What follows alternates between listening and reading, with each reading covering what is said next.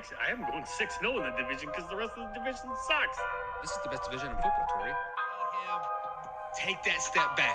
We are seeing the true quarterback that he really is, which he is not a very good quarterback. Welcome to the Man Now, where we taking over. It's time to give you them facts. Won't miss a game or two, cause we here for you and we reporting all of them stats. We coming to you live to keep you updated. Broadcast across the country, we the fan favorites. Break the volume to the max and don't nobody touch it. We crossing topics off the list, addressing every subject. So if you ain't got a clue, then you can tune in and give it 24 hours and we back again. Breaking news, new scoops, we the top dogs. From the fields to the courts, we report it all. Buzzer beaters through your speakers, we the ones to call. Trust us for the news if it's got a ball. Giving you the top stories cause we love the turf. Tell a friend to tune in and where you heard it first. Yeah, you're listening to the Man Now. We taking over, it's time to give you them stats. Yeah, you listen to the Man Now. Miss a game or two cause we reporting all of them facts. Yeah, you listen to the Man Now. We taking over, it's time to give you them facts. Turn the speakers up a little loud. Miss a game or two cause we reporting all of them stats. Because you listen to the Man Hour. And what is up, Man Hour Nation? Michael Buckheischer here with the Man Hour. Head over to manhourradio.com. Check out the merchandise page, and of course, check out the blog section as well. We got new merch dropping. We got to stay. Tomorrow Needs You merch. All proceeds will go to a nonprofit organization to help prevent suicide prevention awareness. For suicide prevention awareness is what I should say. We also have the Takeaway 22 merch as well. That goes to the nonprofit organization, motorcycle organization based out of Topeka, Kansas. Takeaway 22. 22 soldiers commit suicide every day. 22 too many. So we definitely need to raise awareness for that as well. And of course, you've got the Man Hour merch as well. And from now until the end of the year, all proceeds from that merch will go to leukemia. That's right. All proceeds will go to leukemia cancer research because leukemia is a dangerous disease and I hate it with every ounce of my body.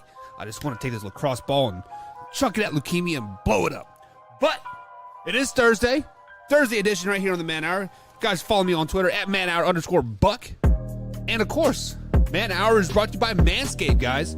If you guys have not done your manscaping yet this month, head over to manscaped.com. Use promo code MANHOUR to save yourself 20%. That is 20% plus free shipping on every item. They have the Lawnmower 4.0 package out there right now. It comes with the hedge trimmer, which is for the lower region of the male parts. You got the weed whacker, which I got right here. I got the weed whacker right here. I use that at least once a week because my nose hairs and ear hairs get kind of crazy. Then you got the ball conditioner and the ball lotion as well. Keep those babies fresh. No chafing going on around here. Once you shave, you put that thing on there, moisturize it. No bumps. That's the worst thing about shaving is like when you shave and then you get the bumps and kind of get that prickly grow after like a day or two. With this lotion, you don't get that. No, you do not get that at all. But it is Thursday, like I said. Welcome. Thursday Night Football happening tonight. Steelers versus Browns. Who do you got? Let me know in the comments below. I'm taking the Steelers. I like the Steelers in this one. I think Mitchell Trubisky goes off. And I think George Pickens gets his balls as well. Not Manscaped balls, but balls. If and then Thursday is here, we're going to talk about JPP signing with the Ravens. Baker Mayfield starting 0-3, possibly. Justin Herbert, day-to-day. Big loss for them if they cannot play.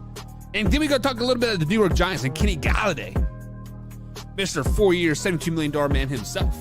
Overpaid, but hey, it is what it is. So let's get into it. Flying solo tonight. Combsy's out doing wedding stuff. He's getting married next week, guys. Next Thursday, me and the boys will be in Chicago. All with Combsy at Wrigley Field. Celebrate my man getting married. Doing the wedding thing on Saturday. Sunday, nursing that hangover. Watching some football games, hopefully. It's going to be a great time.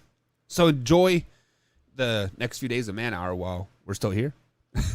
and not dead or something out in the gutter. But anyways, breaking news of the day, I guess. Justin Pierre-Paul has officially signed with the Baltimore Ravens. A 1-year, $5.5 million deal. If you guys don't remember, JPP played for the Buccaneers the last couple of seasons, won a Super Bowl with them. Not last year, but 2 years ago. Had a pretty successful career in New York with the Giants before he blew his hand apart and had only got the claws now, right? The pinky and the thumb. So, with that being said, if JPP can give the Ravens 20 plays per game, then what? If Justin Pierre-Paul can be anything like he was in his first year as a Tampa Bay Buccaneers, this Ravens team got really dangerous really, really quick. Because defense wins championships. JPP is a defensive lineman, right? That outside edge rusher. What was edge rusher? That is what he is. Outside edge rusher. And if he can get in there 20 plays a game and be effective, first of all, that's half of the defensive snaps, maybe a little bit less. Let's call it a third of the defensive snaps. And he just gets free reins at the quarterback. Dangerous team. If he can do that, if he's a shell of himself like he was the first year with the Tampa Bay Buccaneers, I say about 80%. Not last year. He kind of just like blended in. And blending in is never a bad thing by any means, but he needs to be what he did his first year with the Bucs, that hungry self that he was. The Baltimore Ravens are probably a playoff team. They can rely on the defense enough to make them to the playoffs. Now, when they win in the playoffs, that's a totally different story. That falls all on Lamar Jackson's shoulders at the end of the day. See if they're still going to pass the ball around and be, this gunslinging offense, or if they're actually going to go back to the roots a little bit. That is to be determined. But this is about JPP. And JPP makes this team very, very dangerous if he can play what he did in the Tampa Bay Buccaneers for those 20 plays that he's probably going to play. So, if JPP can give him 20 plays, good plays, playoff bound, then the Baltimore Ravens are playoff bound. 100%. This is the hands down, no pun intended, hands down, one of the best free agent signings that the Baltimore Ravens could have made. JPP fits his team very, very, very well. Let me know in the comments, guys. What do you guys think of JPP?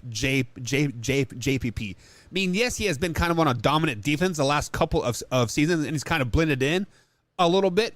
But I'm curious, do you guys think he will have a good end of his career, or possibly win a Super Bowl with the Baltimore Ravens? Did he win a Super Bowl with the Giants? Did he? I think he did, right? So he could be on this Von Miller train. 3 Super Bowls on 3 different teams. We think about that.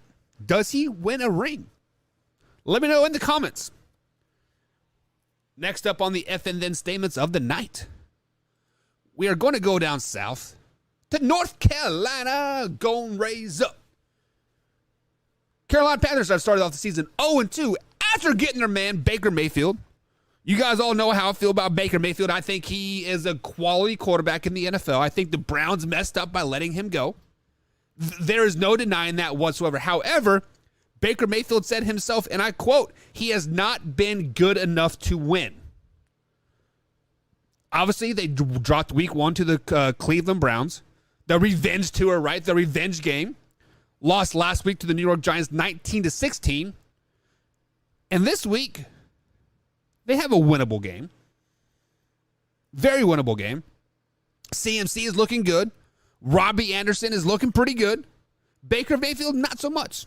Like I said, as I quote, he says, has not been good enough. So, the question is going to get arise here. The if and then statement of the night.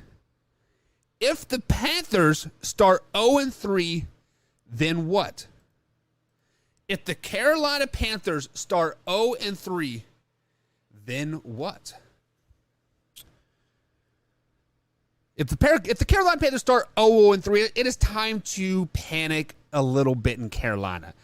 Because I think Baker Mayfield is a good quarterback. He has proven that. He led the Cleveland Browns to the playoffs just a couple years ago. The crappy Cleveland Browns, right? Yes, I know they had a pretty good team. Yada, right? But if they start 0-3, they might start the season 0-7. This week they play New Orleans Saints at home. Then they got the Cardinals at home. Not a very good Cardinals team, but they're still the Cardinals, right? And then they're at home again versus the San Francisco 49ers. A much improved San Francisco 49ers team with Jimmy G at the helm. And then they travel to LA to take on the Rams, and they're back at home versus the Tampa Bay Buccaneers. So that's 1, 2, 3, 4, 5, 6, 7. If they start 0-3, they're going to go 0-7. They are going to go 0-7 And I can hear it now. The media's like, oh, Baker Mayfield's trash. They messed up, yada, yada, yada. Well, if he's so trash, why is he starting over a $17 million quarterback? If he's so trash, why is he starting right now?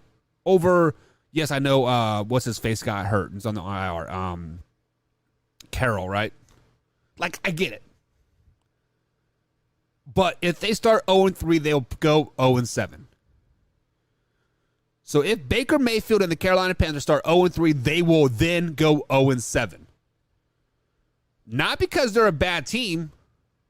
Not because CMC got hurt. Not because Baker Mayfield isn't the guy. Not because Robbie Anderson is not doing his thing. It's because of Matt Rule. Matt Rule just is not a very good coach. Let's just be honest. What has he done for us? He hasn't had one winning season in the NFL. I believe he is 300 as a coach. I should have looked it up before, but I believe he is 300 or 400 as a coach. Any other team, you are getting fired after the third year. This is his fourth year, right? Fourth or fifth year. It is time to put up or shut up, Matt Rule. So, to complete the statement, if the Carolina Panthers go 0-2, then they will go 0-7. At that point, Matt Rule will then lose his job. There's a double then for you. If they go 0-2 or 0-3, lose to the Saints this week, they'll go 0-7, then Matt Rule will be gone. Urban Meyer will be waiting for him. I'm totally kidding. Urban Meyer will never see the light of day again. He will never set foot on the NFL field again. He might get a college coach. He might get the Nebraska Cornhusker job. He might wind up at some Missouri State like, what's his face did? Bobby Petrino, right? There's places out there for him, I guess, right? Shit. Whatever. In the end, it doesn't really matter. Lincoln Park, 2001. Maybe. I don't know. What do you guys think? Does Baker Mayfield lose his job if he goes 0-3? Does Matt Rule lose his job if they go 0-3? Does Sam Darnold take the helm if they go 0-3? Let me know in the comments. Curious what you guys think. My nose is running bad tonight. First day of fall and like 100 degrees out. Stupid. Show's moving right along tonight, guys. Hope you guys are ready for some Thursday night football. Steelers versus Browns coming up here in just a little bit. Got a couple more if and then statements. If you ever have an if and then statement, you can hit me up on the old Twitter machine at manhour_butt or jump in one of our trash talk groups. Link is in the description. You can join any trash talk group. We have AFC, NFC, East, West, South, North, whatever. We have fantasy football discussion groups. We have just NFL talk. We have, in general, sports trash talk. Join one of the trash talk groups, guys. Hit me up on there on Facebook, on Twitter. I'm easy to get a hold of. Let me know if you guys got an if and then statement. Glad to have it on. Next one of the night that is near and dear to my heart, that is very effectively of the AFC West. Justin Herbert got his butt kicked on Thursday night, breaking those ribs, separated some cartilage and whatnot. And Wednesday and Thursday during practice, he was very limited. He is listed day to day, but, seeing the way he was nursing those ribs during that rushing, and then, yes, he did throw it down like the very next play, but those ribs hurt. As a quarterback, you expose your ribs every play. That's why they wear the rib cage and throwing the ball. He has a lot going on in there. So, with Justin Herbert and the Chargers, obviously, they're a very, very good team with Justin Herbert in there. As Combs has them, they are the number 3 ranked team in the NFL. However, the if and then statement is this. If Justin Herbert does not play on Sunday, then what? If Justin Herbert doesn't play on Sunday, it's a blessing in disguise for the LA Chargers. Not because Justin Herbert is a bad quarterback by any means. Not because I don't have faith in the back of Chase Daniel or Easton Stick. Not because they have, tough games ahead of them. They got a couple easy games ahead of them. Let Justin Herbert rest. They play the Jacksonville Jaguars and the Houston Texans. 2 very winnable games with Chase Daniels at the helm. Chase Daniels is the Ryan Fitzpatrick of the backup world, right? He has been like every NFL team in the backup world. I saw a stat where he's making like $250,000 per pass he has completed in his lifetime. Something crazy, right? So, very capable backup quarterback. So, if Justin Herbert misses this game, it is a blessing in disguise for the Los Angeles Chargers, because they're going to need them in the long run to make a good playoff push, to make that Super Bowl run. They do not need them. They do not need him to beat Jacksonville. They do not need him to go to Houston and beat Houston. Hell, they don't need him to go into Cleveland to beat Cleveland. Very 3 winnable games with Chase Daniels at the helm. It's a blessing in disguise if Justin Herbert misses this game. Matter of fact, if he is not even 100%, I would sit him out of this Jacksonville Jaguars game. Jacksonville Jaguars is a okay team now with the new head coach and Trevor Lawrence starting to become a true player that he is. I got a short comment on that in the morning. Check it out. But very, very winnable game. Chargers are damn good, especially on the defensive side of the ball. Khalil Mack and Joey Bosa and the rest of those boys, they are a dangerous team on the defensive ball alone. Their defense can play 80% of the snaps and they'll still win by 60. That's how good they are. They are a damn good team. Blessing in disguise if Justin Herbert misses this game. This is coming from a Chiefs fan. I would love to see him be 80, 70, 80% for the rest of the year, especially coming into November.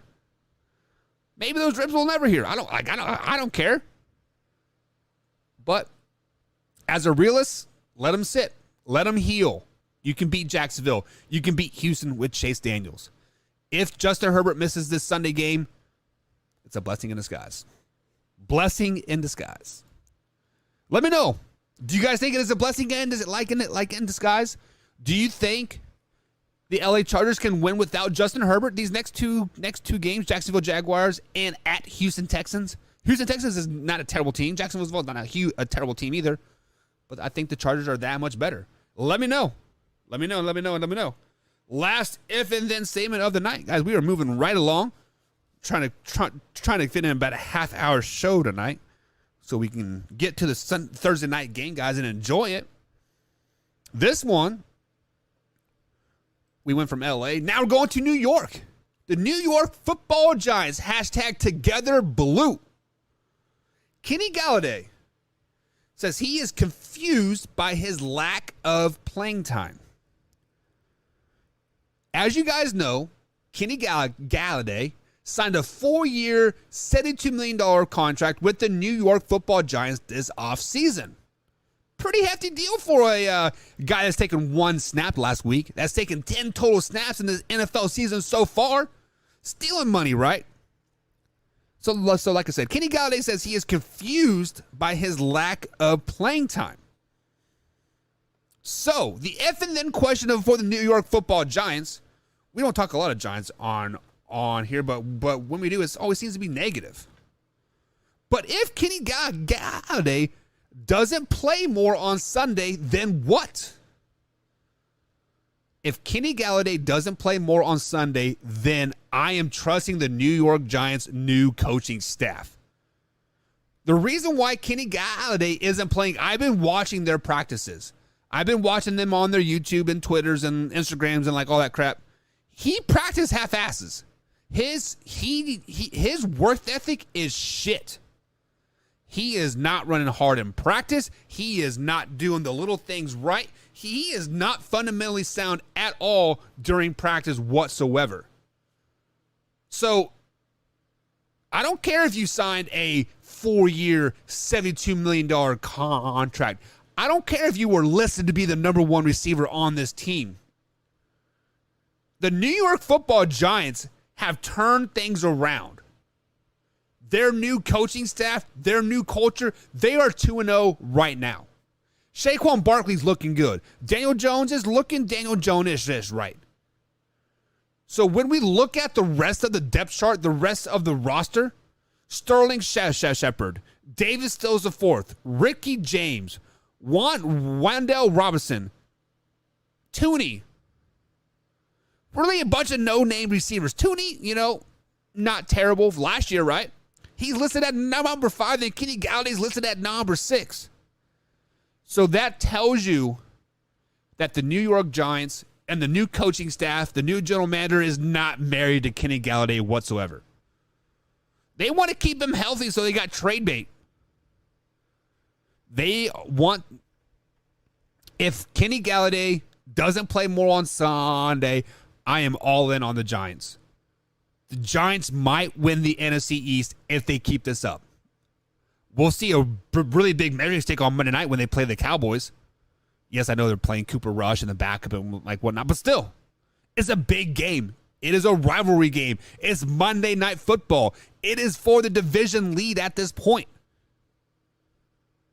So to tell me that you have a four-year, $72 million receiver sitting on the bench taking one snap in a game and a 19-16 win over the Carolina Panthers, I trust you guys. I trust the New York Giants coaching staff.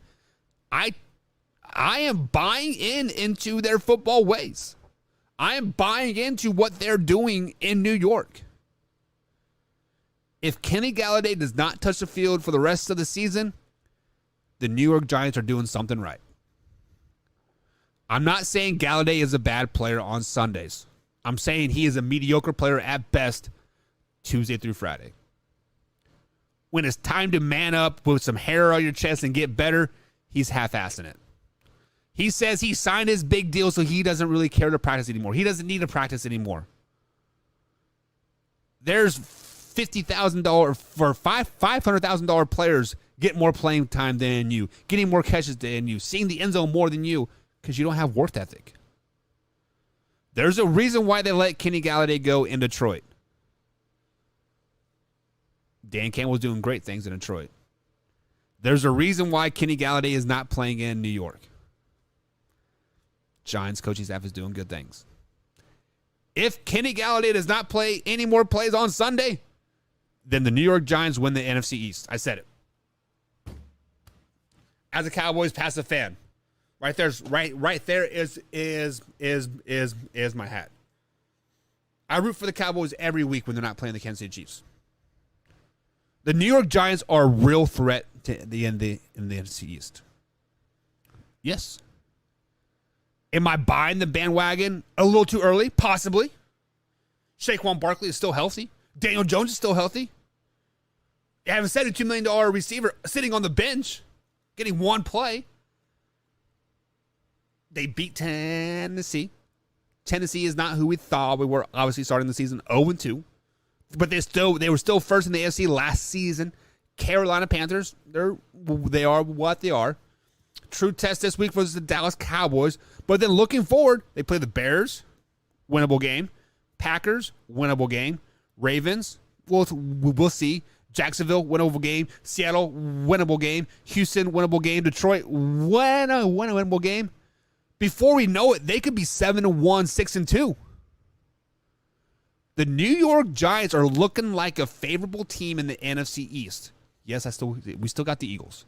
Still got the Cowboys. Commanders are But the Giants, do not sleep on the New York Football Giants right now, guys. Do not sleep on them. I watched that Carolina game 3 times, trying to break down the film, trying to poke a hole in their game somehow, some way. The only hole that I saw was Daniel Jones, 1 interception. It was a very, very ugly interception. It was just a bad read, and the guy jumped the route perfectly. It was a perfect defensive play. It couldn't have been worse on the offensive side of the ball. He's completing 72% of his passes. 72% of his passes. Just under 400 yards. 182 yards a game. Saquon Barkley, 118 yards a game. Well, what else do you want? Defense is playing good. Keeping teams underneath 16 points. That is a recipe for winning lots and lots of games. Lots and lots of games. I said it. Peeked in my mouth a little bit when I said it, but I said it. New York Giants are a team in the NFC East to look out for. Do not sleep on them. Do not sleep on them. Let me know in the comments, guys. What do you guys think? Are the New York Football Giants a team that is the sleeper of the NFC? Are they going to sneak into the playoffs and make it into this Super Bowl somehow, some way again? Let me know. Let me know. I'd be curious what you guys think. It is Thursday. Let's give you guys some scores. Let's give you some picks here in the show. My nose is running real bad right now. Apologize about that. We got a couple minutes before the game starts. Pittsburgh versus Cleveland tonight. I'm taking Pittsburgh. And Mitchell Trubisky goes off and has a good game. Man, Houston Texans at Chicago. Give me the Texans. I like the Texans defense a little bit better than Chicago's defense. I think it's going to be a defensive battle. Give me Houston. Vegas travels to Titans. Give me the Titans. Titans get their first win of the season. Kansas City travels to the Colts. Give me the Chiefs. Colts are just bad right now.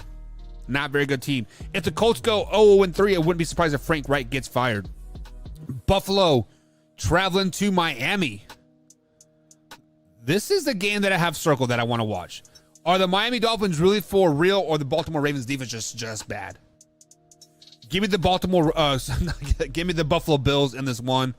I think Josh Allen and Stephon Diggs, Gabriel Davis, all those, Mackenzie Isabel, those guys are going to go off. Detroit Lions at Minnesota Vikings. Give me the Vikings. As much as I like the Lions right now, the Vikings are just that much better, and they're getting better. Baltimore Ravens traveling to New England to take on the Patriots. Give me the Patriots. Actually, no. I take that back. Give me the Baltimore Ravens. New England Patriots always struggle against mobile quarterbacks. Give me the Ravens. Bengals travel to New York to take on the 2-0 New York Football Jets. How does that taste coming out of your mouth? The Bengals get the first win of the season. Eagles travel to Washington, D.C. to take on the Commanders. Give me the Eagles on the road. Saints versus Panthers. I like the Panthers, and like in this one, Winston has like 4 broken discs in his back. I don't even know if he is going to play. I like Carolina, Baker Mayfield, the chip on his shoulder. Jacksonville traveling to L.A. to take on the Chargers. I told you guys, Chargers are a damn good team. With or without Justin Herbert, Chargers win this game. Rams travel to Arizona to take on the Cardinals. Give me the Rams.